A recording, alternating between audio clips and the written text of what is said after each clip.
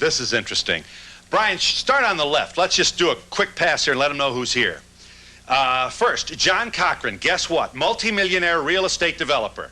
Next, Yahya Warith, who owns his own mortgage company.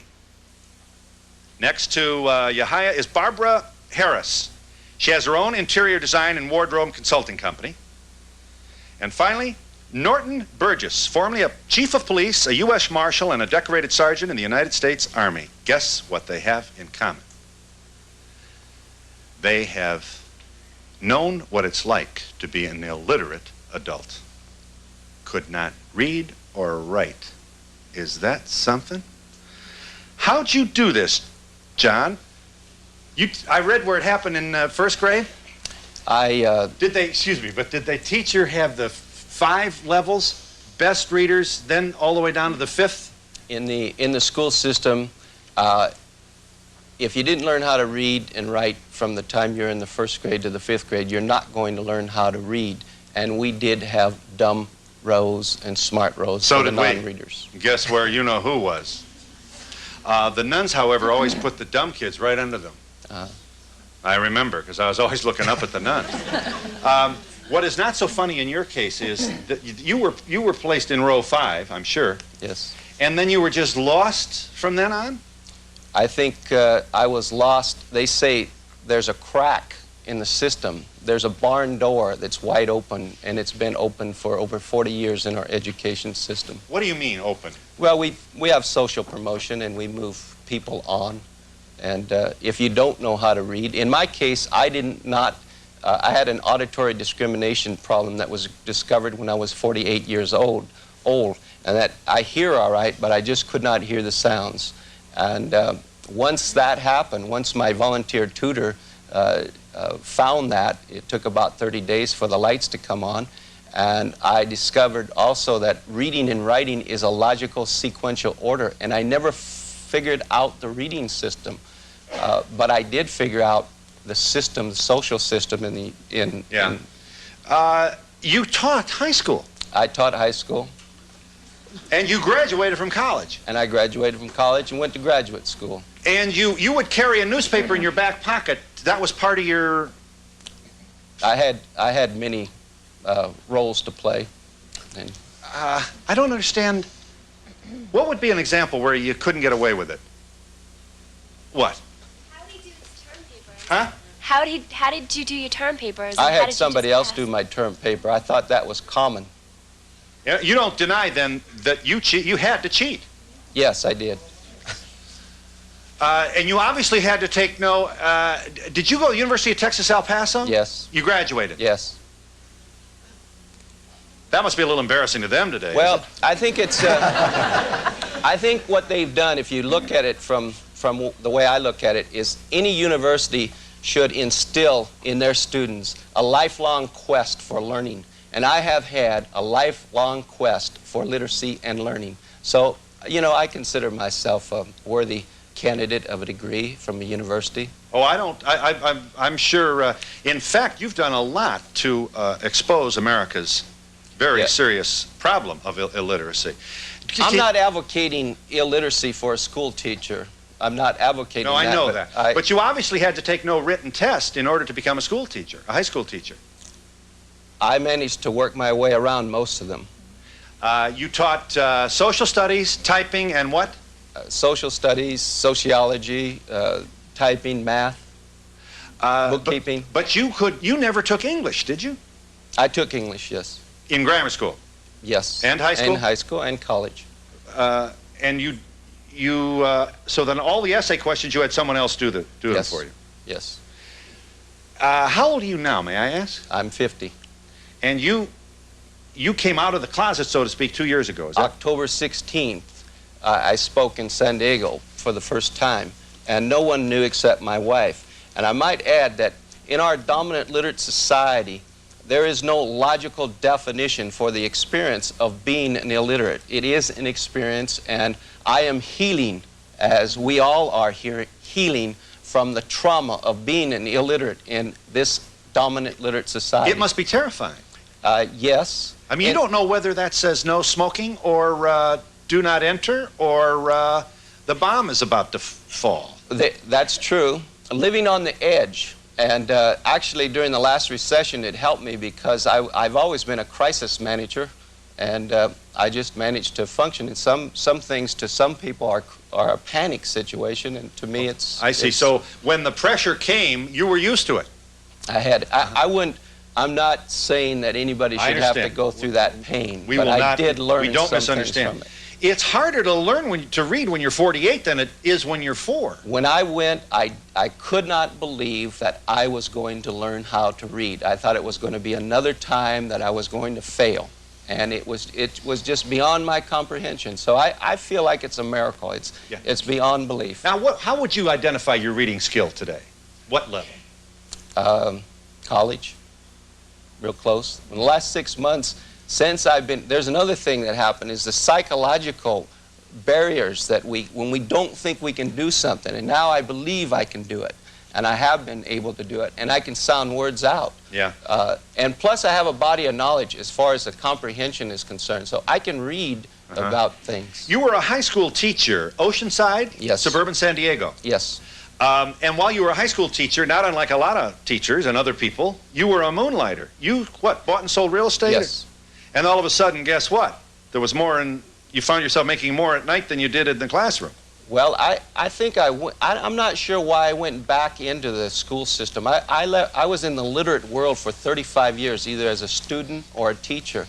And I still don't know why, except for being here today to tell the story, why I would go back into that difficult literate world. You mean teaching? Teaching, yes. But it says here multimillionaire, so? Multimillionaire developer, $50 million in development and building. And you couldn't read or write when you did this? I could not read or write. I assume that you got hot enough that you could hire a lawyer to take care of all the whereases. I had lawyers, and I had secretaries, and I had partners that okay. With not much time, I got a lot of other stories here. What brought you out of the closet, John? Combination of things. I've always wanted to learn how to read. And I believe there is a movement, a wave right now of focusing on this literacy problem. So there's some advertisement, there's some motivation. You must know you're not alone. There's 60, 70 million of us at different levels right now. And it's a crisis that this nation, for all my life, I thought I was by myself, and I thought this was a very personal problem that I had. But it is a social problem. When you sat down in a French restaurant and they gave you the menu, what did you do? I tried to stay away from the French restaurants. Of course, now that I mention it, I can't read the French menu. I still can't get it. I don't know what the hell I say myself. But you know what I mean. What would you do in that kind of When I went out to dinner, which we often did, I would order what I wanted to order. And most of the time I'd hit it. My children were always embarrassed by that. They'd say, "Dad, why don't you read the menu?" You know? If they didn't have something. They didn't know either. They did not know. Phil, what I used to do was Let me just say, you're Barbara Harris. You're from Oakland, California. You have 4 children, 3 of whom are stepchildren. And you have your own interior design and wardrobe consulting company. You have little secrets too, how you didn't tell? Yes, what I would do is when I would walk into the restaurant, I would go to the restroom first and watch and see what everybody else had. Then as a waitress would come up, or the waiter, I would say, you know, that person over there, what is it that you serve? In other words, as you went to you would look at the tables as you passed. Right. I want that, and you were careful not to point, I'm sure. Right. Aren't you the one that always, in your business, when you had to get a name, you asked for the driver's license? Yes. When I worked in sales, I used to have to write the name and addresses down. So to keep from getting embarrassed, and it's kind of common knowledge today that we get our driver's license to check for the number and everything, right. But back when I'm talking 20 years ago, to ask for a driver's license, it was kind of a big deal. So what I would do is ask for the driver's license and then copy off of the license exactly what their name and address was. Right. What accounted for your illiteracy? How could a nice girl like Barbara Harris find herself in this kind of a handicapped situation? I had the same teacher the first, second, and third grade, and then when I was in the 4th grade, the teacher put the 6 weeks test in front of me. So I did quite well the first 6 weeks in the 4th grade until the teacher put the test there, and she said, you know, it's time to do your test. And I said, well, I'm waiting on you. And she said, well, what for? And I said, I'm waiting on you to read it to me. And she looked at me and she said, I'm not going to read you the test. You're supposed to read it. You had a teacher in the first 3 grades, same woman? Yes. Who read you everything? For 3 years. And never obliged you to learn then? Didn't know I was supposed to.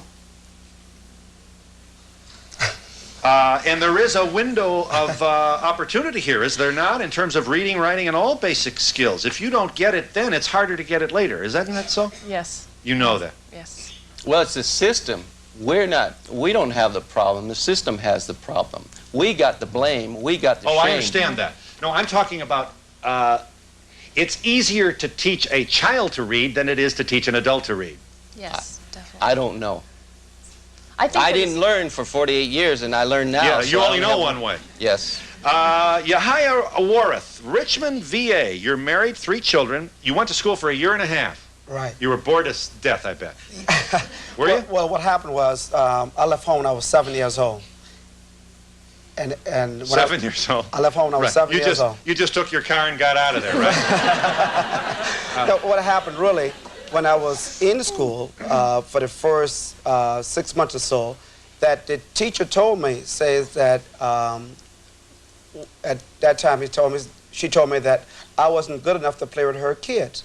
And most people in my little hometown like put me down. So because I was like an outsider, I said, well, heck with it. I don't have to put up with this, so I left home, and I've been on my own ever since. Yeah. I'm not sure I understand the reason for this hostility. Was it, were these black people saying this to you? Right. So it wasn't racism. No, sir.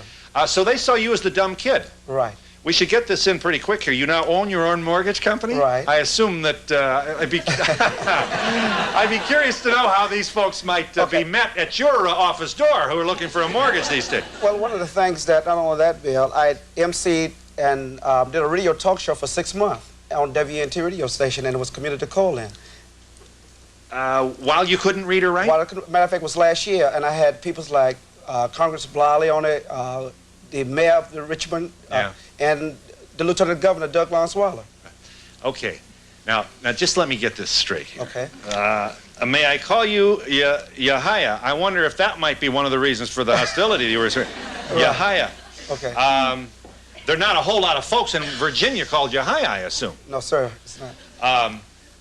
I don't understand how it is that you got nailed as dumb. Did you not go to the first grade, or what got you behind a smart guy like you? Okay, well, it happened, in truth, that most people, my parents were originally from South Carolina, and the people in Virginia, it's like, put peoples down from South Carolina. Oh, so you had so I was a imaginary descent. line there. Right. So because I was like a descent from another area, they said those people's no good. And I got news for you. When I went at 15 years old and joined the Baptist church, they told me, say, we don't have no facilities here for you to change your clothes. So I was baptized in a black Baptist church, but they had to take me out with a raincoat on in order for me to change clothes someplace else. Right. Okay. How many kids in your family?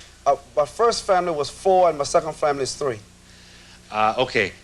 But why didn't you go to school like a good boy should at that age? All right. Well, what I saw, Bill, that a lot of person that came out of school and college, they really couldn't get the jobs that they went for. They wasn't doing anything. So I didn't want to be like them. So I decided to do something for myself. So for the first 15 years of my life, I just knocked on door to door and sleep wherever I can to survive. And I learned how to be a salesperson in that particular form and selling myself to people.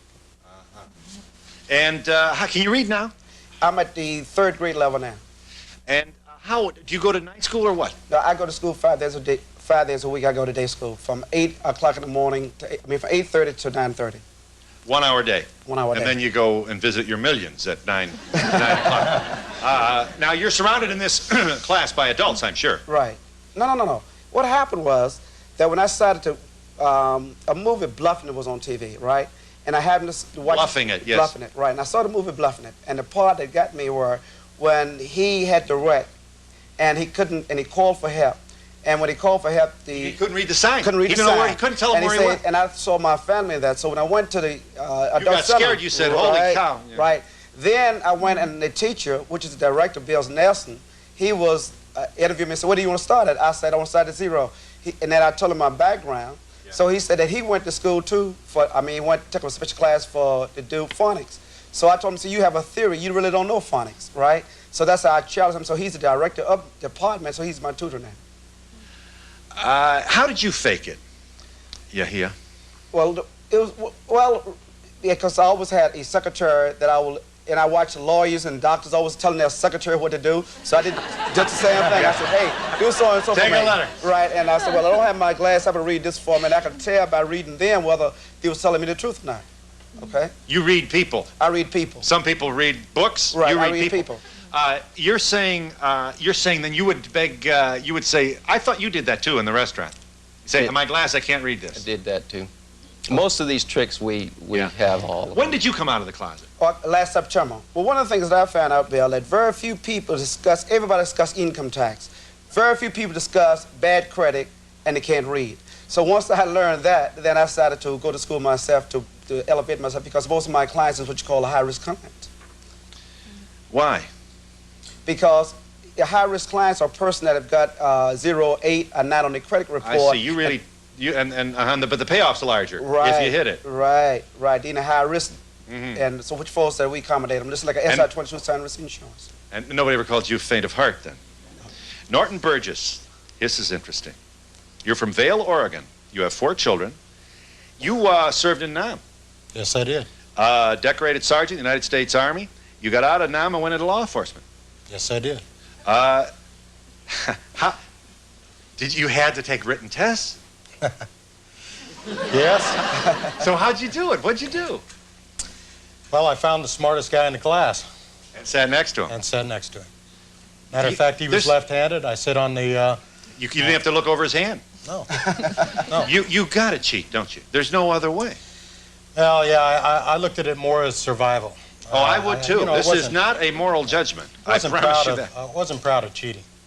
But what's No, the I wasn't. option? I mean, now you must wonder who's out there doing this. I mean, if you 4 are illiterate, who else is? Quite a number. Quite a number of people. How do you explain your own situation? I mean, how'd you get? Well, You hated school. Well, I hated school after I was humiliated and embarrassed. When did And, that start? Oh, that started about the 5th grade on. I was called every name in the book. Retard, dummy. The faculty, even the school faculty, made it a point to embarrass me in front of the class. How'd you get to 5? How do you explain the fact that you became a candidate for this kind of abuse? Why were you not as swift as the other kids? Clearly you were as gifted. What happened? Well, I don't know. I really don't know to this day, Phil. I fell behind, and it escalated as I fell behind. There's no doubt about it. I went on from one grade to the next grade to the next grade. And the 6th is worse than the 5th. Never mastered one grade. The truth is, we don't know how people learn to read. We don't know Right. how people learn. But you have to, we have a word for this. Maybe you were learning disabled. We got all these fancy names now. That's teaching Well, yeah. disabled. We are not learning disabled. Yeah. I'm a teacher in a high school, and Yeah. I find it incredible that there are so many systems in which you could be tested for learning disabilities and all these other things. Were any of you ever tested and found to be in any kind of impairment, neurologically impaired, perceptually impaired, or anything like that, that might have led you to not be able to read? Now, let me say something to that, Phil. Literally, I was tested as a dummy. Literally. That's what they tested me as. I was put in a special education class in a public school system in California, where all we did, all the kids that were involved, was watch films run backwards, play with clay, hand-colored, and the teacher went around treating everybody like a 5-year-old. But as far as the practical application of any schoolwork, learning any words, phonics, sounds, or anything like that, none of that was done.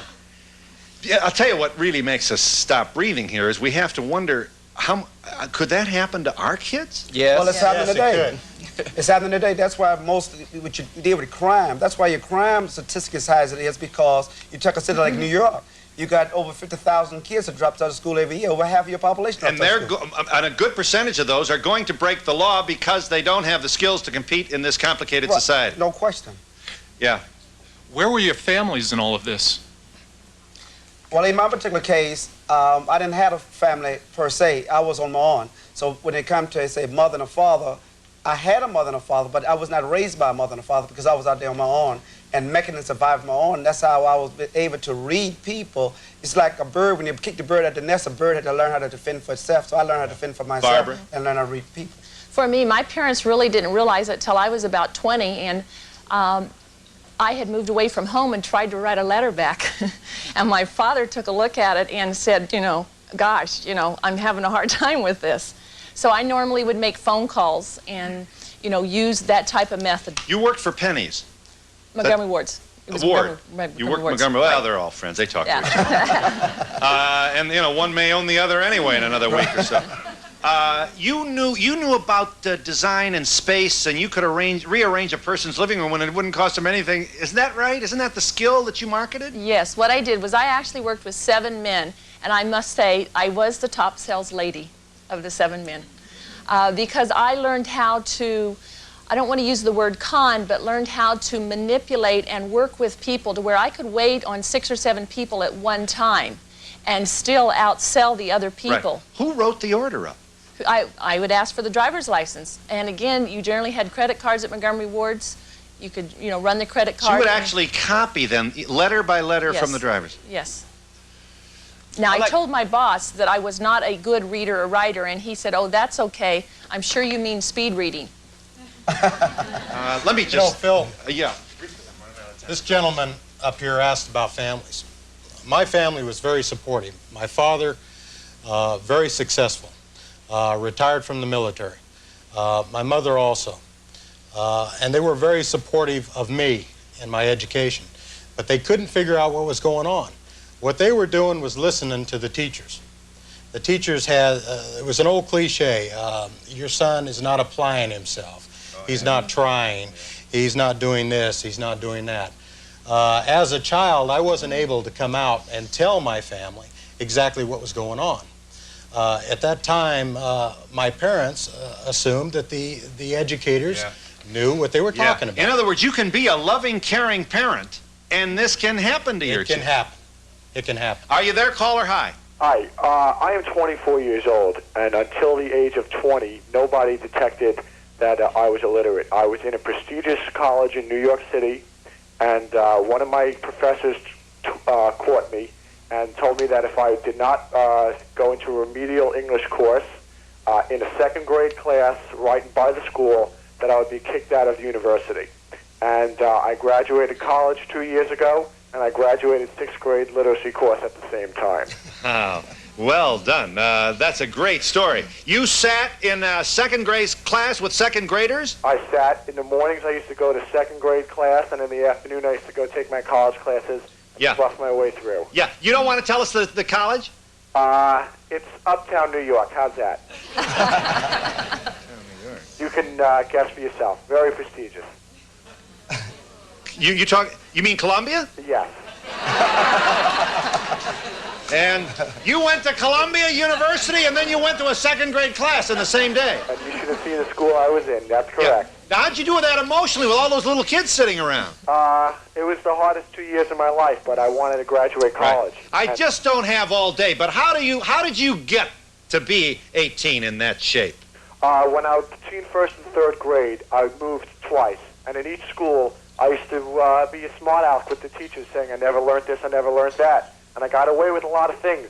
By the time I was in 4th grade, I didn't have to read because I had already made friends with the smartest kid in the class. Yeah. And he helped me out. We don't want to scare people, but moving a lot can promote this, can't it? No question. Somebody moved. Who moved a lot? I went to 17 different schools, but don't. Don't blame that. No, there are 60 million people. The barn door's open. The system isn't working. Fix it. Don't blame us anymore. We're innocent children at 6, 7, 8, 9, 10. Yeah. That's what we are. And we'll be back in just a moment.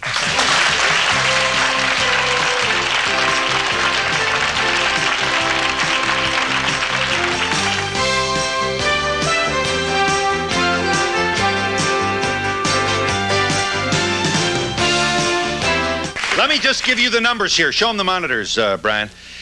Here's the U.S. illiteracy situation. 25 million of us read below the 5th grade level. 35 million of us read between 5 and 8 grade level. And 60 million of our beloved souls, residing as they do in the most powerful and wealthiest nation in the history of the universe, are illiterate. Guess who's here? A man who worried about this long before I did. Jonathan Kozol from Boston, Mass. You will remember Mr. Kozol as the man who left Harvard and went to teach in a black school and wrote a book that to this day is seminal in its very unflattering look at American education and what shall we call this? The dumbing of America. And I assume you believe, sir, that it is not getting any better. Witness these guests. No, it's not getting any better. In fact, we're adding about 2 million illiterates every year in the United States. About half that number are coming out of the public schools. Yahaya's point about social decay is very germane, isn't it? You can't have an orderly society if the people in it can't read and write. No, that's right, and I'm glad he made that point, because usually when we talk about this, Phil, the emphasis is always on bottom line issues like how much is this costing the American taxpayer? And that's the issue I always have to push when I'm in Washington. Congressmen want to know how many billion is going down the drain each year because illiterates can't hold jobs because of crime. And I come up with the numbers, and they're very high. It's about 200 billion every year that's being wasted.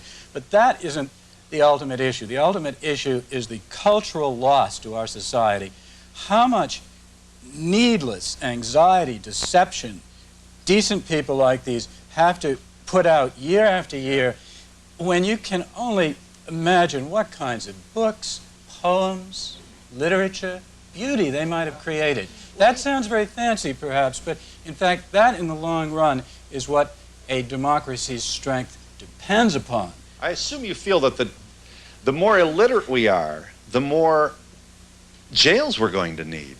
Well, sure. Sure. In fact, already it's been estimated conservatively that at least half of all prison inmates are functional illiterates, and the figure is higher for youngsters. 85% of teenagers, juveniles who come before the courts are functional illiterates. That's going to be very expensive, but I come back to the deeper point. It's not just the crime and the dollars, it is the irreversible loss to a democracy. What's happening is that one of the things that this government does is better for a person to be illiterate in a sense of can't do for self, or you can be totally dependent on the system. And that's one of the things I want to point out. There's no reason for we to continue to look for these handouts and these social programs when we actually can do something for ourselves. And as long as the mass of the people continue to depend direct on the system, you can never be, free as a people. That's true. But we do have to blame the system. For what? For the school system that has grown up right under our noses. Well, the school system are the one that making sure that the kids are not being able to learn, because 85% of the people runs the country, and you have the 15% that the blood suckers of the universe, and you have the, say, 10% that benefit from the 85% of the people can't read or write or can't survive for themselves. Yeah. You know, Phil, the only thing that I got out of education the time that I was in school was the incentive to do something for myself. You do sound angry. I am angry. I don't blame you. That's not a criticism. No, I was told that I would never function in today's society. No way. Yeah. I understand his rage. I have forgiven my teachers, but I understand his rage. Hi. I just want to say, I want to know if I might have the same problem, but on a lower level, because I can read words, but I don't comprehend very well. Like, I can read a whole page or a whole chapter, and then when I'm done, I'm not sure. I have to go back to read the whole thing. Yeah. Is that the same thing? You know about this young woman, do you? That's my daughter. My name is Joe. How are you, Phil? How you doing? You raise a very honest daughter, may I say.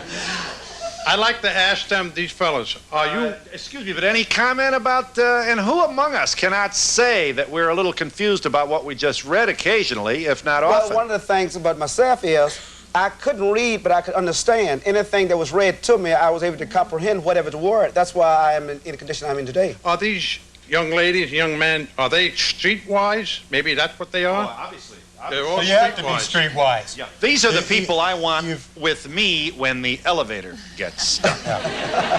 You know, Phil, Let me, I got some gold out here, yes. Is the bottom line the teachers who don't hold back these children in a class without letting them go on to the next grade unless they toe the mark? they say it's a Meet social a thing. certain minimum that's They required. say it's a social thing. What they will do, and even what they do today, even in the public Social schools. pressure to pass the kid. Yeah. Oh, well, in other words, don't keep the child back because the age group.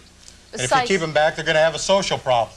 I like What's to- more of a social problem than having an illiterate adult Yeah, that gets out of school and they can't read or write? yeah. Phil, I'd like to I make was about to give you a preachment. I won't. Go ahead, Just John. one point quickly. As an old school teacher, I just hope that people don't come out of this trashing teachers and saying, well, if it's not the fault of these folks, it's the fault of the teachers. Because I'm not running for any office. That wasn't to curry favor, but the fact is, to a certain degree, it's true. We get what we pay for in this country, Phil. Sure. And we've been shortchanging teachers. You're just not going to keep exciting teachers, good reading teachers, in those early elementary classrooms unless you make it a good career. Let me tell you, after I'd been doing it for years, people would come up to me. I was in my 30s. No, but and I think you they'd need say, the dedication, they'd say, too. why don't you do something decent with your life? It has no prestige in this I country. agree. I We agree. say we respect teachers, but we don't. Let me Yeah. get this, this gentleman. I agree with them because I left school on a sixth grader. I left school, and I was in the same position as they were. And I opened up a restaurant, opened up plumbing. I was in a plumbing business as a streetwise, or by doing things. Can you read? Half, and I still Sort get of. How about writing? writing. No, I don't write too well. What are you doing out here? You should be up there. Phil, let me say this. Gordon. Let me say this, Phil. You wanted to say. I'm not condemning teachers as a whole. I think that teachers and like in any profession, doctors, lawyers, judges, anything, we have good ones and we got bad ones. I think we have a lack of dedication in the public school system today. But and it's proven. It is proven. Our own government commission said that our public school system is a security risk. Yeah, well, A security risk. We've also there's also a precedence as far as the qualifications of the teachers that are teaching today. Yes, ma'am. Well, we have found today that we learned that the schools are not doing their job. So now, why don't they follow the Bible's counsel, which says train a child in the way that you want him to go? So where are the parents? Why don't they start their children in a good program? I'll tell you, I think somehow after the war, we were, boy, that was the good war. We won and we were the best and we were the thing. All of a sudden, come the 60s, holy cow, and and your girlfriend had to go to work, and your mother and your baby sister too. And then we all got divorced. And we're all out there working in inflation. You can't park your car for. And we were sending the kids to school and trying to survive, and he was coming into life and you didn't know where he was sending. And we looked up and suddenly our kids didn't know what 8 times 7 was. And here we are. That's where we are today. Well, the reason for that is because the system, again, benefits when you get the mass of the people are totally ignorant to the knowledge of themselves. But with the mass of I think what has defeated us is an attitude. Yeah, you're right. An We have sent attitude. our kids to school and never gone to a PTA It is meeting. an I've never attitude. done anything. It's an attitude. I got a break. We'll be back in just a moment.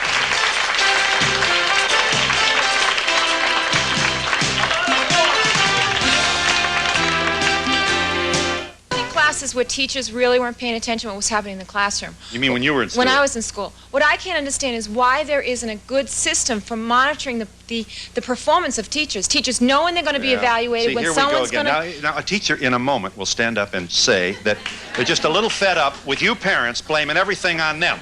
You come and you teach 40 kids, if you know what I mean. I mean, it's combat pay walking down these hallways. That's all they talk about. And, But you know we're that not from going day to one. fix this You if know that from day one. You want in this? Hang on. Hang on. Phil? 51% is the educator's responsibility. What's the matter? Yeah. That subject, Phil. I'd like to ask the gentleman, did he say he ran away from home when he was 7? Yes, he said that. Well, where did he go? And didn't his parents search for him? He went to medical school. I don't know where he Weren't your parents searching for you? Okay, And who did you go to live with? No. When I was 7 years old, no, my parents did not look for me. They was glad I was gone because it was 9 of us, and they had no one else to feed, so I was actually knocking on door to door, surviving for myself. Over here. Phil, this answer 51% is education. Education starts in the home. The reality is not taking place there. That's the reality. Face the reality of 51%. Our whole society, survival is based on the education now. Let's educate. Please, teachers.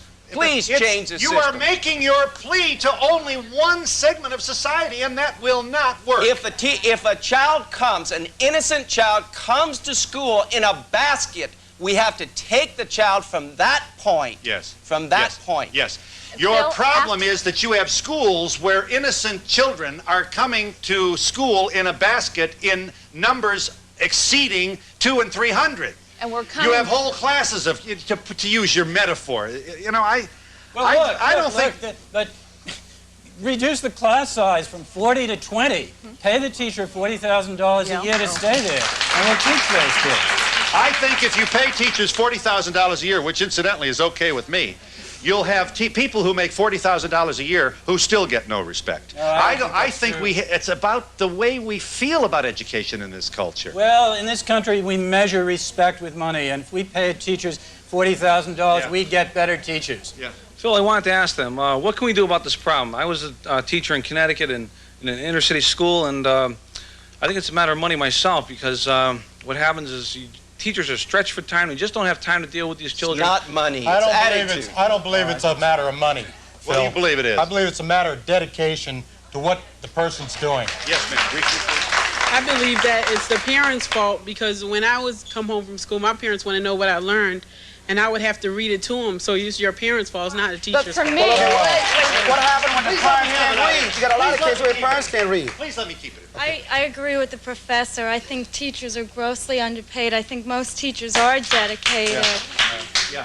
I've got to know if any of you drive and how you took the test. Well, all of us drive. Okay, I got my driver's license, and everybody says, how did you get your driver's license? I went down and I collected all 5 of them. There are 5 tests. I memorized all 5 tests. I went back, and it took me close to 3 hours to get through it. Someone said to me once, why did you go to that much trouble? Because there's a sign in the place that tells you they will read it to you if you cannot read it now. I said, that's wonderful if you're used to looking at signs and reading signs. But when you're not used to seeing that sign, you don't even think about it. If you can't read this sign, see the woman at the front desk. That's fine.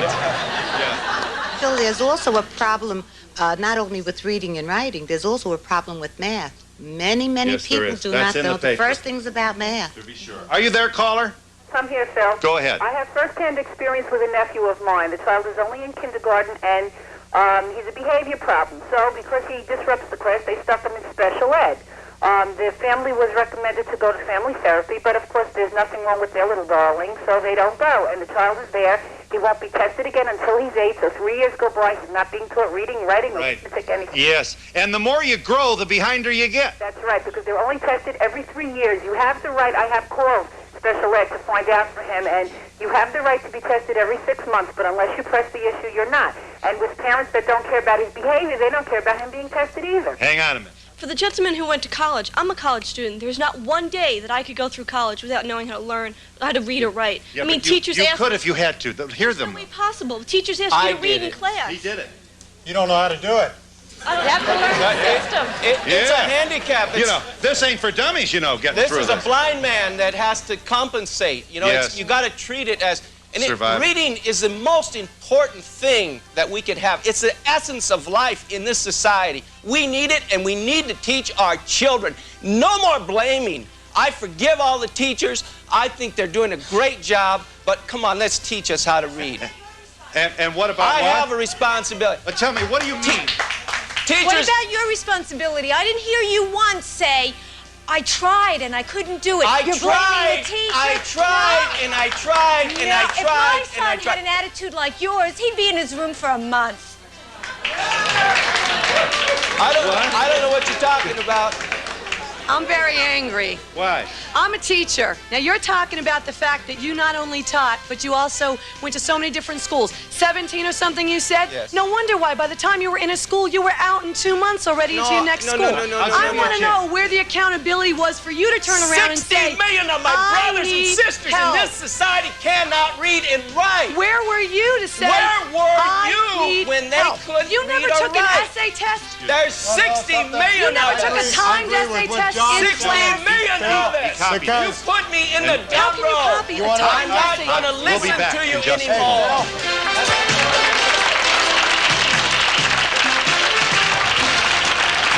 This book is titled Illiterate America. Do you care? When we see the Japanese, to name just one nation that takes its education, we have to be embarrassed.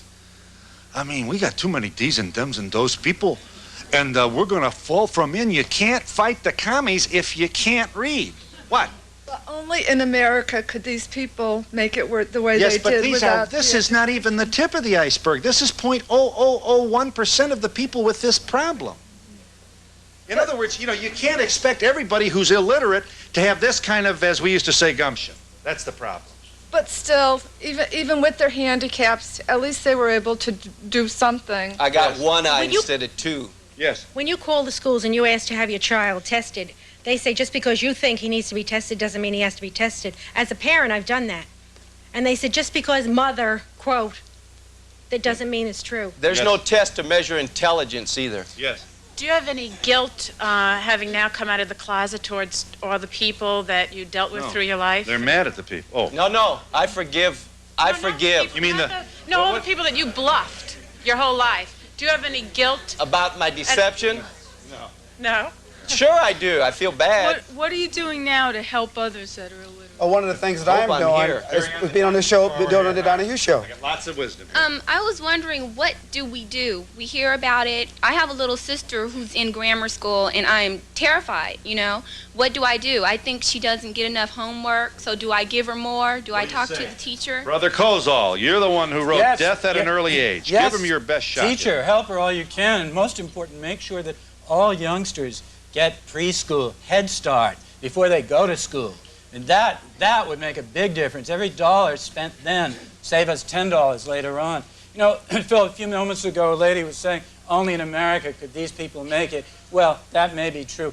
This isn't a good issue on which to be very proud of America. We are way behind the rest of the world. Japan, for example, has about 3 times the daily newspaper circulation that we have in proportion to Make its that population. point. For example, New York City, do we have 8 dailies? We once had 8 dailies. There used to be, after World War II, there were 8 dailies. New York City sold 6 million copies every day. Today there are 4 papers, if you include the New York Post, and sells 3 million every day, which is half the circulation a generation ago. You better say that again. Make your point. We have half the number of newspapers, half the number of papers, half the daily newspaper circulation. That's true across the country. Every major city we've seen drop in circulation, and in many cities where there used to be 2 competing papers, Just one it's other only thing. I believe more than half the high schools in America do not teach physics. That's probably true. Of course, I think more important point is the millions of kids who don't get any preschool Head Start. I can't emphasize that enough. Yeah. I'm a teacher, and I'm a dedicated teacher, but if my students aren't dedicated to learn, I can't do a whole lot, and I've been teaching for a long time. I don't know. I wouldn't end this show. Now we're back into whose fault is it? I don't want to blame little children. I don't want to end up... little children. Are we going to blame kids? I'm so tired of that. I've heard that. Well, she's not blaming little children. You say you give the little children, they don't have the incentive to learn. You give them the incentive to learn. Listen, I taught adults, I taught illiterate adults in jail. These people had no social... your point is what? If they wanted to learn, they could learn. They had the opportunity. But how do you make a 1 and 2nd and 3rd grade kid want to learn? Well, you have to change the system. You can't have 30 children in You a class. also got to get his old man a job. Well, we'll be back. And his mother, too. We'll be back in just a moment.